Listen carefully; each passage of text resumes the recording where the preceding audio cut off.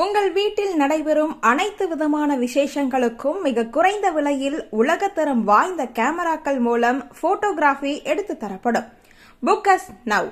TV நேயர்களுக்கு வணக்கம். நேத்தி சீமான் அவர்கள்கிட்ட ஒரு கேள்வி கேட்கப்பட்டிருந்தது. அது என்ன அப்படின்னு பார்த்தீங்கன்னா, பிரசாந்த் கிஷோருக்கும் விஜயும் சந்திச்சிருக்காங்களே, இதை பற்றி நீங்கள் என்ன நினைக்கிறீங்க அப்படின்ற ஒரு கேள்வி கேட்கப்பட்டது. இந்த கேள்விக்கு பணக்கொழுப்பு இருக்கிறதுனால அவர் என்ன வேணால் பண்ணலாம், அவர் என்கிட்ட காசு இல்லை, அவர்கிட்ட காசு இருக்குது அப்படின்னு சொல்லிட்டு சீமான் அவர்கள் ரொம்ப ஏளனமாக பதில் சொல்லியிருந்தார் அப்படின்னே சொல்லலாம். என்ன ஒரு கேள்வி அப்படின்னு பார்த்தீங்கன்னா, சீமான் அவர்கள் அரசியல் பண்ணுறாரு, விஜய் அவர்களும் அரசியல் பண்ணுறாரு.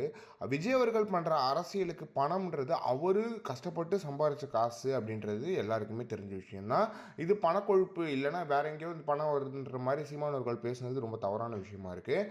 இந்த நிலையில் இதை பற்றி தமிழக வெற்றி கழகத்தோட கொள்கை பரப்பு செயலாளர் சம்பத்குமார் ஒரு விஷயம் சொல்லியிருக்காரு. அதில் சொல்லும்போது என்ன சொல்லியிருந்தார் அப்படின்னு பார்த்தீங்கன்னா, ஊடகவியலாளர்கள் ஒளிவாங்கியை நீட்டினால் அண்ணன் சீமான் எதையாவது உளறுவதை வழக்கமாக கொண்டுள்ளார். தேர்தல் வியூக வடிவமைப்பாளர்களை நியமிப்பதின் அவசியத்தை புரிந்து கொள்ளாமல் பணக்கொழுப்பு என்று பகிரங்கமாக அறிவித்துள்ள அண்ணன் சீமானுக்கு நடைமுறை அரசியல் யதார்த்தம் புரியவில்லை என்றுதான் அர்த்தமாகிறது.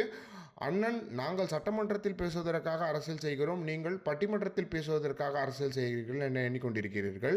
பிரபாகரனிசத்தை முன்வைத்து கட்சி தொடங்கிய நீங்கள் இப்போது சீமானிசத்தில் கொண்டு போய் கட்சியை நிறுத்தியிருக்கிறீர்கள். விஜய் தன் ரசிகர்களை அரசியல் கட்சியின் தொண்டர்களாக உருமாற்றம் செய்து வருகிறார். நீங்கள் உங்கள் கட்சியின் தொண்டர்களை உங்கள் ரசிகர்களாக உருமாற்றம் செய்து வருகிறீர்கள்.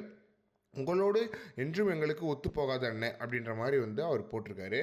இதுக்கு நாம் தமிழர் கட்சியிலிருந்து என்ன பதில் வந்திருக்கு அப்படின்னு பார்த்தீங்கன்னா, முதல் முறையாக ஒரு ப்ரெஸ் மீட் ஒன்று கொடுங்க, அப்புறம் நீங்கள் இந்த அரசியலெல்லாம் பேசுங்க அப்படின்னு சொல்லிட்டு நாம் தமிழர் கட்சியிலேருந்து விஷயம் போயிட்டுருக்கு. இந்த சண்டைன்றது ரொம்ப பெரிய சண்டையாக போயிட்டுருக்கு. ஏன்னா சீமான் பக்கம் ஒரு இளைஞர் பட்டாளம் இருக்குது, விஜய் பக்கம் ஒரு இளைஞர் பட்டாளம் இருக்குது. இது எப்படியா மாறப்போகுது, எப்படியா இருக்க போகுது அப்படின்றது 2026 எலெக்ஷன் ரிசல்ட்ஸ் பதில் சொல்லும் அப்படின்றதுல எந்த ஒரு மாற்றமே கிடையாது. இதை பற்றி நீங்கள் என்ன நினைக்கிறீங்க அப்படின்றத மறக்காமல் கமெண்ட் பாக்ஸ் சொல்லுங்கள்.